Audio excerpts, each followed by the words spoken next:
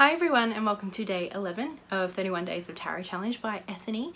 Today's prompt is the Oracle decks we want to work with next year. I'm doing a top 5 again. I think it's a top 5, I can't remember. I didn't write down all of the notes, just kind of like the basic, like a couple of words of what the prompt was. Now, 2 of the decks I want to talk about today actually are the same as last year because I didn't work with them. So they remain on my list, so I'll do those first. The first is Brian Froud's Faeries Oracle. I do also have the Heart of Fairy, which again I didn't work with. I think that was on my list last year, which I would also like to work with. But I'm just going to say this one so that I just have one on my list, because I think that's one of the things that has been stopping me. I mean, one, I just haven't really been using Oracle a whole lot in the past 12 months.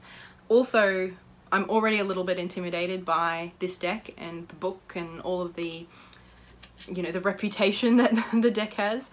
But then also there's that added barrier to overcoming my procrastination because I have 2 decks to choose from. So I'm choosing right now. This will be the one that I want to work with. Because I mean, it's the first one, right? That's basically the only reason I'm making that decision. I don't want to overthink it. But it's beautiful. And I mean, I've had it, I got it in a trade, or did I buy them? I can't remember, but I've had it for a while. And I spent kind of like one full evening with it, going through the book and really having a really good experience. And then I just kind of didn't follow that up. And I want to. I do want to. So yeah, we will see how I go. I love this card. It kind of creeps me out, but also really draws me in. And that conflicting dual emotional experience is a very interesting one to me. So yeah, I'm not going to put too much pressure on myself, because I mean, I do want my experience with my decks to be fun and enjoyable and relatively organic, but I do really kind of want to get my ass into gear and, you know, work out if these decks belong with me. I think is also part of it. I don't want to be holding on to them if, you know, they'd be better off with someone else who will actually use them and spend time with them. I feel almost guilty about just hoarding them on my shelf because maybe one day I'll take a look at them, you know. And that is the same for Oracle of the Dreamtime by Donny Hackerson. And the art is by, I think it's 6 different Aboriginal artists. This is an out of print deck, but it doesn't cost too much if you do want to get it. It's just a little bit, you have to wait for it to come up. It has a very comprehensive guidebook, which is written by a white Australian, and then all of the art is by Aboriginal Australians. And it's really, really beautiful. Obviously it's a round deck. It's the only round deck I own.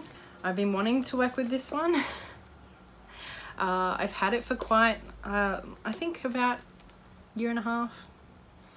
It's beautiful. It just, for whatever reason, I think, again, as I said last year, I think it's the guidebook. I think I was also wanting to do a bit more research around the contribution that the Aboriginal people made, especially to the storytelling that was done in the guidebook, because that's something that's important to me. And I have done a little bit on and off, but perhaps not as much as I feel like I should have.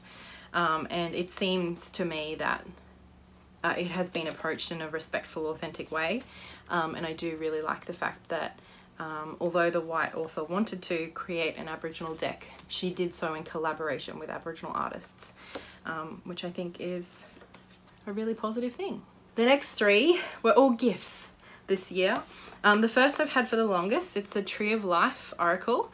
My mum bought me this. Where did she go? She went on holiday somewhere, and my mum likes to get me little oracle decks when she goes away. This is the backing. Not crazy about the backing.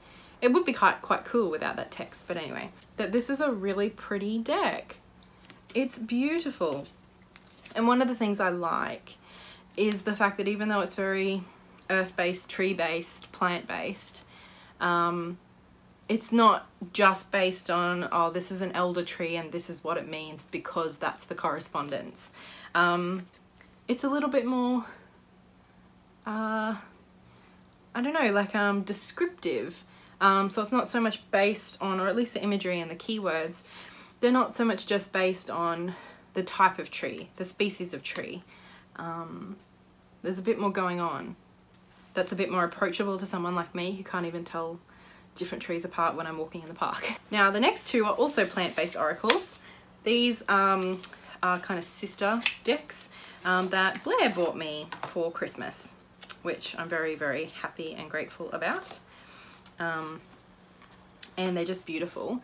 I asked for these because I am like legit obsessed, low-key in love with Lisa McLaughlin, the artist of these decks, has the third deck, the Life Design cards, and that one has just been my favorite deck of the second half of 2017.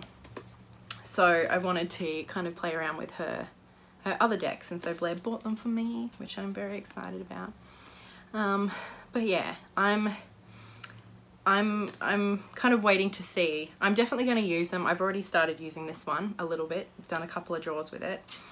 And kind of the opposite of what I was saying with the Tree of Life Oracle, that I'm not entirely sure I'm going to click with this as much as I had hoped I would, just because I don't really understand the connection between the plant and the keyword or the meaning. Like there's no connection there for me except that there's a pretty picture with a keyword on there and that there's a message on the back. Like I don't understand I'm missing a step in the leap, if that makes sense. But I mean, it's stunning, and perhaps I'll just use it as like a daily draw for myself. Whereas with the Life Design cards, it's become a very intuitive experience of actually doing readings with it. I don't know if that will so much be my experience, because for me to kind of jump from just reading what's on the back of the cards and then going from there, for me to kind of just be able to go from the cards, I personally need to have some kind of intellectual comprehension of why things have been done the way they are, because I draw meaning from that connection rather than just from face value. I don't know if that makes any sense, but that's what I'm struggling with a little bit with these cards at the moment. So obviously, hopefully, if I work with them more in 2018, that will dissipate. I'll find some connection of my own in my head, and I'll be able to mosey along with that deck in tow. And of course, its companion deck is the Tree Wisdom cards, again by Lisa McLaughlin.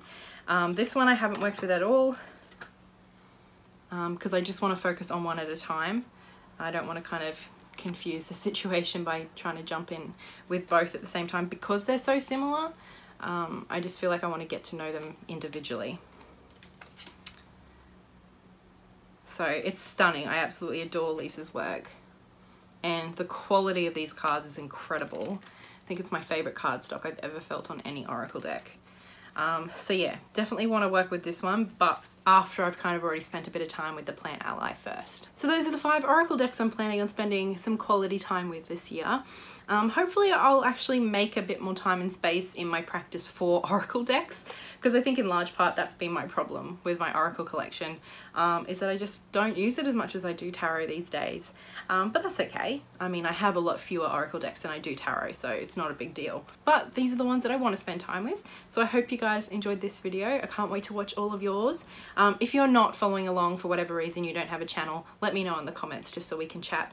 And I will talk to you all again in a few days. So much love. Bye.